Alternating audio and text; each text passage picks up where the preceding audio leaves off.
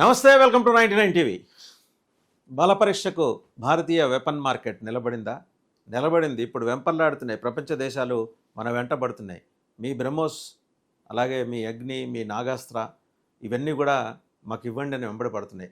మన market share అమాంతం అలా సర్జీ దూసుకొచ్చింది. మరోపక్క చైనా డిఫెన్స్ మార్కెట్ స్టాక్స్ అలా కుప్పకూలినాయి. ఎందుకు? ఎక్కడ తేడా?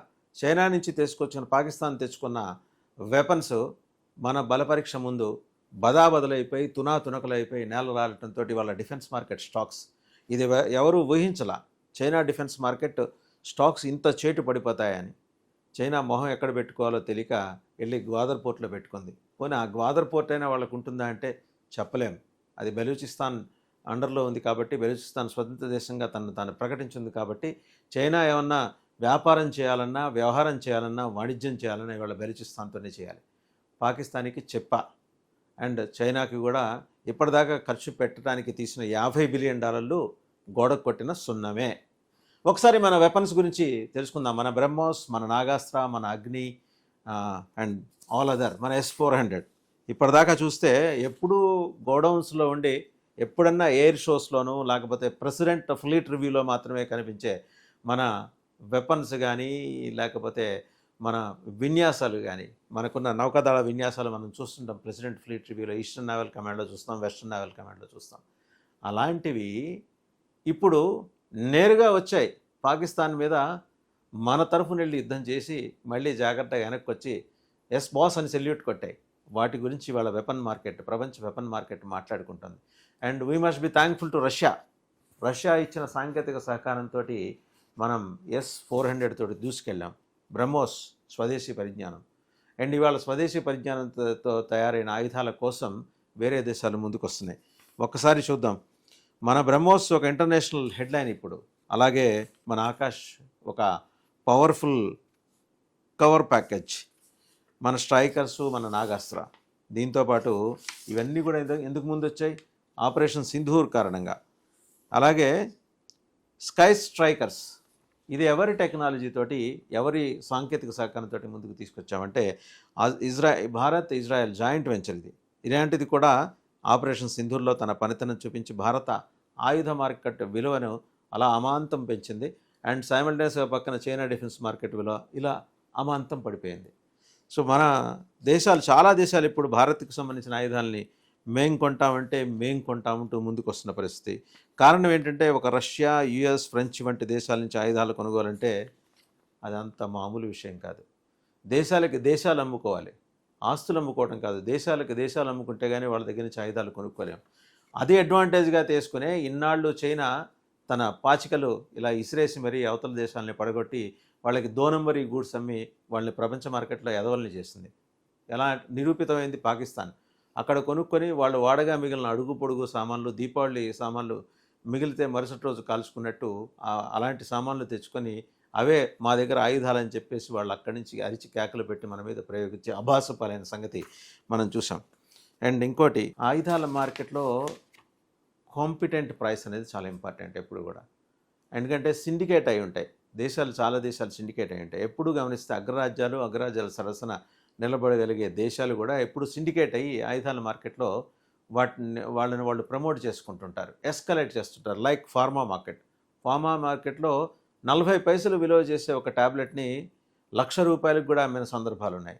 ఇవాళ అదే ఆయుధాల మార్కెట్లో మనం జాగ్రత్తగా గుర్తు చేసుకుంటే కేవలం ₹1,00,000 విలువ చేసే ఒక వెపన్ దగ్గర 25 లక్షల నుంచి 50 లక్షల వరకు అమ్మిన దేశాలు ఉన్నాయి. సరే, ఈ సందర్భంగా మనం ఇక్కడ సర్ మనోహర్ పారికర్ని గుర్తు చేసుకోవాలి. Why sir Manohar Parrikar, why sir APJ Abdul Kalam. ఇవాళ అబ్దుల్ కలాంకి సలాం చేయాలి. ఆయన మేధస్సు నుంచి పుట్టుకొచ్చిన ఎన్నో బ్రహ్మాస్త్రాలు ఈరోజు మనం ఉపయోగించాం. మహానుభావుడు, స్వర్గం నుంచి ఇది మొత్తం చూసుంటారు ఆయన. నా దేశం నిలిచి గెలిచింది, నేను తయారు చేసిన ఆయుధం ఇవాళ పాకిస్తాన్ మీద అది ప్రయోగించబడి విజయ గర్వంతో వెనక్కి తిరిగి వచ్చింది. ఇది నిజంగా నా కల కదా. ఆయన అనేవాళ్ళు కలలు కనండి అని. ఆయన కన్నారు, కానీ ఆ కళని చూడటానికి ఫిజికల్గా ఈరోజు మన మధ్య లేరు. బట్ తన దివ్య శరీరంతో ఎక్కడో స్వర్గం నుంచి అయితే ఆయన ఇదంతా చూస్తుంటారు. అండ్ మనోహర్ పారికర్ భారతదేశ డిఫెన్స్ వ్యవస్థని ఆధునికీకరించి దాంట్లో అవినీతిని ఎంబడిపడి తరిమి కొట్టి దగ్గర దగ్గర 40,000 కోట్ల రూపాయల ఇది నష్టాన్ని నివారించగలిగారు. ఆయన గురించి మాట్లాడుకోవాలి. మన శాస్త్రవేత్తల్ని పేరున కూడా మనం తలుచుకోవాలి. వాళ్ళందరికీ సెల్యూట్ కొట్టాలి. మన ఆయుధాల మార్కెట్ ఈ స్థాయికి వచ్చిందంటే దీని వెనకాల నిలబడిన అన్సంగ్ హీరోస్ ప్రతి ఒక్కళ్ళకి, దాన్ని ధరించి యుద్ధరంగంలో దిగిన ప్రతి సైనికుడికి మనం సలాం కొట్టాలి. అలాగే ఇన్ కంటిన్యూషన్ టు దట్, ఒక్కసారి మనం పాకిస్తాన్ నేషనల్ న్యూక్లియర్ కమాండ్ ఎలా కుప్ప కూలింది, దాని వెనకాల జరిగిందేంటో తెలుసుకోవాలి. ఎందుకంటే దగ్గరలోనే ఆ నేషనల్ నార్త్ పాకిస్తాన్లో ఉంది. ఆ నార్త్ పాకిస్తాన్లో ఉన్న NRSD నేషనల్ రేడియాలజీ సెంటర్, అది డిఫెన్స్ పరిధిలో ఉండే, డిఫెన్స్ ఆధీనంలో ఉండే సెంటర్. ఆ రేడియాలజీ సేఫ్టీ సెంటర్ మీద బ్రహ్మోస్ దాడి చేస్తుంది. బ్రహ్మోస్ క్షిపణిని కావాలనే కొద్దిగా పక్కనకి గురిపెట్టారు.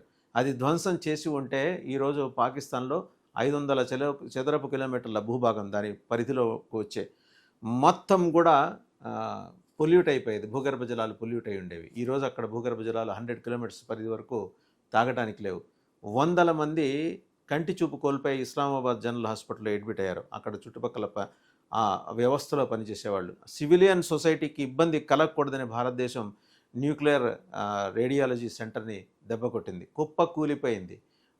వాళ్ళంతటా వాళ్ళు ఒక లెటర్ రిలీజ్ చేశారు. ఎస్, రేడియో ధార్మికత వల్ల దాని ప్రభావం చుట్టుపక్కల 2 కిలోమీటర్ల మేరకు వ్యాపించి ఉందని నష్టాన్ని తగ్గించి మరీ చూపించే ప్రయత్నం. ఇది ఎవరి విజయం? ఇది బ్రహ్మోస్ విజయం, ఇది భారతీయుల విజయం. ఇది చాలా స్పష్టంగా మనకి మేనిఫెస్ట్ అవుతూ వస్తున్న విషయం. బ్రహ్మోస్ ఎక్కడ పడింది? వాటి పక్కనే, ఈ కర్ణి కొండల పక్కనే దాదాపు వాళ్ళు చెప్తున్నారు కదా, ఆయన అబ్బాసీ రైల్వే మంత్రి, మాకు 120 స్ట్రాటజిక్ లొకేషన్స్లో అణ్వాయుధాలు ఉన్నాయని. ఆ కర్ణి కొండల పక్కనే ఉన్నాయి. కానీ వెళ్ళి యువతల పక్కగా బ్రహ్మోస్ తనేంటో ముందర జస్ట్ ఒక ట్రయల్ రన్ చేసి వెనక్కి వచ్చింది బ్రహ్మోస్. వాళ్ళ అణు నిల్వల మీదే పడుంటే ఆ అణు విస్ఫోటనం మనం ఊహించడానికి కూడా వీల్లేంటిది. అమెరికా జాతీయ భద్రతా సలహాదారు మార్క్ యాంటోనీ రూబెన్స్, అలాగే జేడీ వ్యాన్స్ వెంబడే రంగంలోకి దిగారు. బాబు, ఈ వెపన్స్ కనుక మీరు ప్రయోగిస్తే ప్రపంచంలో ఇంకా పాకిస్తాన్ అనేది ఉండదు అని. ఉండకూడదు అనేది చాలామంది అభిమతం, ఆకాంక్ష అయి ఉండొచ్చు. కానీ పాకిస్తాన్ పౌర సమాజానికి, పాకిస్తాన్ ఆర్మీ పాలకులు చేసే దురాఘాతాల కారణంగా పాకిస్తాన్ పౌర సమాజానికి ఎలాంటి ఇబ్బంది కలగకూడదనే ఉద్దేశంతో లాస్ని మినిమైజ్ చేసింది భారత ప్రభుత్వం, భారత రక్షణ శాఖ. ఇది బ్రహ్మోస్ చేసిన యుద్ధం, ఇది బ్రహ్మోస్ ఆపిన యుద్ధం. సో యుద్ధం చేయటం ఏంటి, యుద్ధం ఆపడం ఏంటంటే, ఇంటర్నేషనల్ మీడియా ఈరోజు బ్రహ్మోస్ గురించి మాట్లాడుకుంటుంది. ఇది ఇప్పటివరకు చైనా మేడ్ PL-15 గురించి మాట్లాడుకున్నారు. ఇది satellite come AI, artificial intelligence operated silence weapon అని.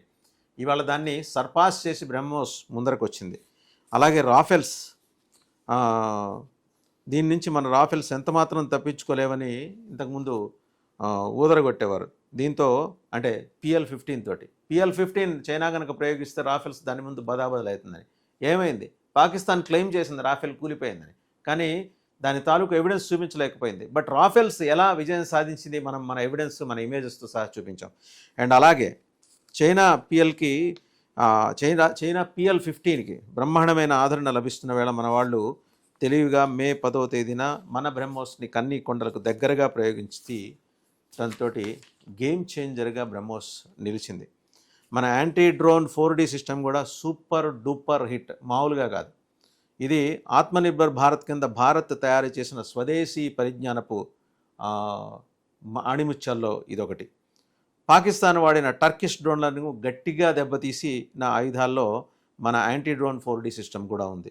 అంత వేగంగా ఖచ్చితంగా పనిచేస్తుంది. ఇది DRDO డెవలప్ చేసింది.